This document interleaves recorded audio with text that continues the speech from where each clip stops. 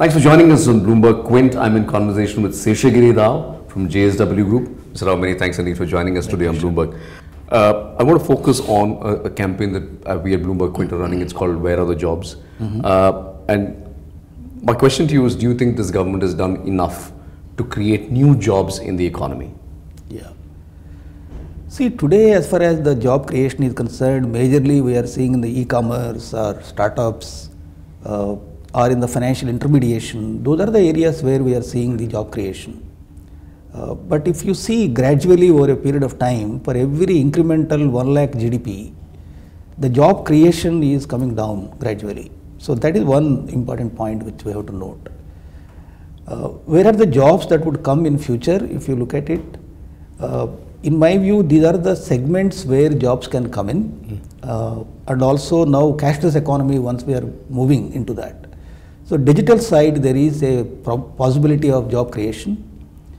I think those areas we should focus, and at the same time, one more very important point is that if you see 40% of our total population are employed. Out of this, 50% approximately are self-employed. 15 to 16% are salaried. So there is 35% approximately are the casual labor. So the major thrust today is how to move this 35% in one of these two segments. Otherwise, if they continue to be in the same segment, then it is very difficult to get them employed on a sustainable basis. So this is not a small number. 35% of the total 50 crore people is 15 to 17 crores are the total casual laborers which are there in India. So the demonetization impact is more on this segment, number one. Number two, how do we create a sustainable job for these people instead of welfare schemes, either you call NREGA or you call any other schemes. With that, we are able to somehow manage a part of this people, where I was told that 5 crore people are employed in the NREGA scheme out of this 16, 17 crores which we are talking about. So this casual labor is one area where manufacturing is not able to create jobs. Service sector, we are seeing a growth, but the job intensity in the service sector for every 1 lakh is less than 0.5. So the intensity of job creation in the service sector is not very high relative to agriculture or relative to construction. One additional point to that, so there is a concern now that automation is killing, existing jobs as well, particularly in the manufacturing space, and that we are in a phase of jobless growth. What's your take on that? No, automation definitely will lead to productivity. But at the same time, there are alternate avenues which would come in. We will not, it is not possible to conclude that automation will result into a huge amount of job losses. Maybe reskilling is required to the existing people. So alternate avenues will come for job creation. For instance, when the IT sector started growing since 2000 in India, so it could absorb a huge amount of new people who are entering into the job market. That is why once automation comes in, so in that again manufacturing of various digital equipment and the robots and managing that IT, software, I think those areas job creation would happen. So reskilling is required in that.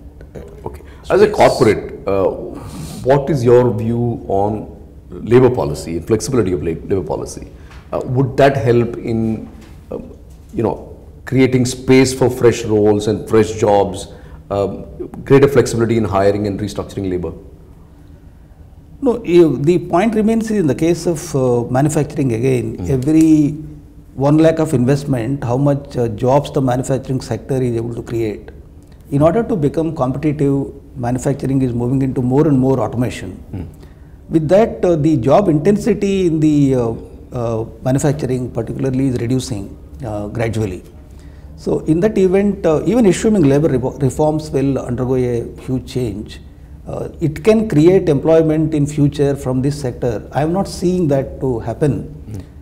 Unless manufacturing moves into automation, robotics, artificial intelligence, these are the new models which are coming in, and digital.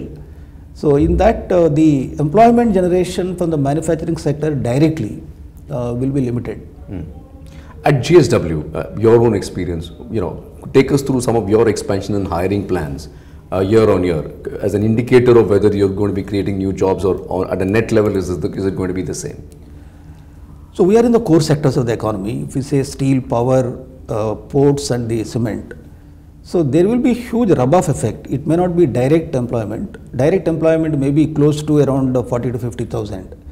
But indirect employment, which can come in because of the rub-off effect in various other sectors, including logistics and various other areas, I think the impact is almost close to 3 to 4 times of direct employment. I think that is what we need to look at. As a group, if we look at the general attrition rate in our businesses is 6 to 7%. So we continue to recruit to that extent generally in every year. Plus we also take freshers, maybe 500 to 1000 people every year. That is how we manage our hiring plan. One final question on this theme before I move on to the budget. The flagship scheme of the government, Make in India, Digital India, Skill India and so on. Have you seen that translate to actual jobs being created on the ground?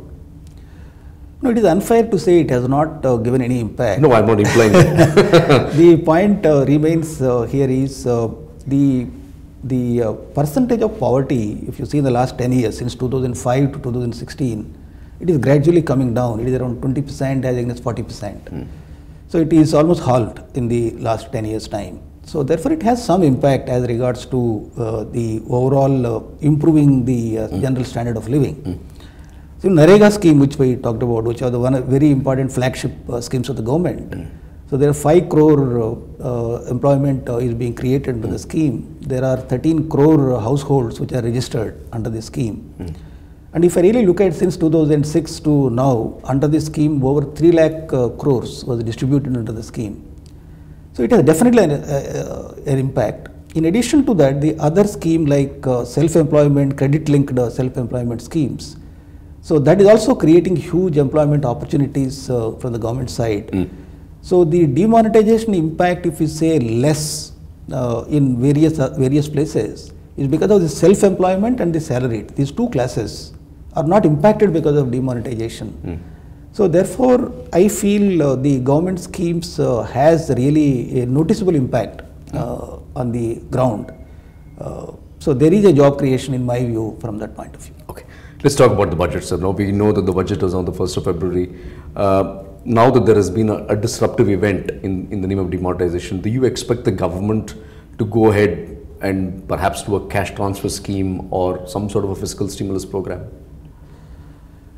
No, if we have been observing the budgets, always the fiscal the headway available to the government is very limited because they always stick to that percentage.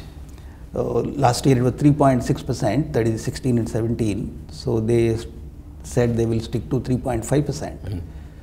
So if we see the way government is moving ahead, they wanted to have a range instead of a percentage. With that, the headroom is getting created. So that's why the FRBM committee, as per my understanding, they are recommending a range. So with that, I think they will have more fiscal space in this year, next budget, to provide more for infrastructure spending. And the latest initiative which has been taken by way of a demonetization, the overall impact in my view could be by way of a improvement in tax GDP ratio, so more resources that could come into the government. So fiscal space that is available because of range instead of a number and the tax GDP ratio going up.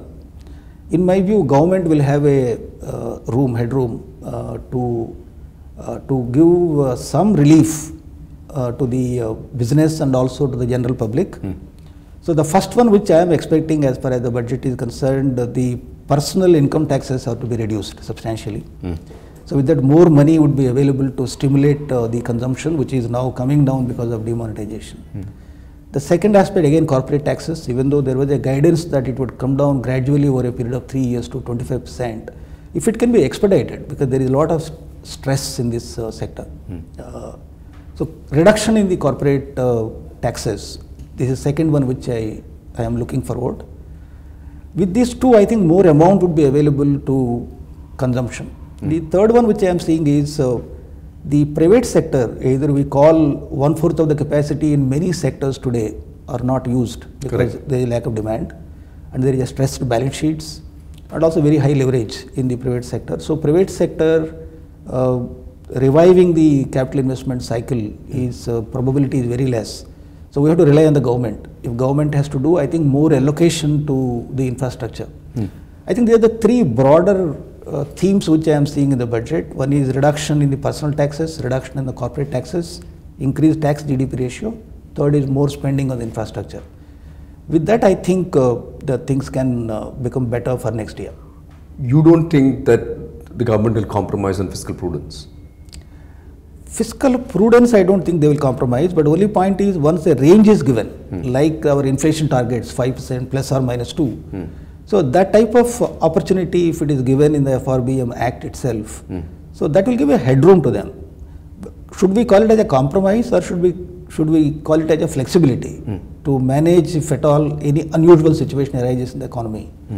I think in my view that is not a compromise, it is only a flexibility which is being given to the government. And you don't expect a cash transfer of any sort? I don't expect cash transfers, but I expect more spending on the infrastructure. Okay. Mr. Rao, many thanks indeed for your time. Thank you very much.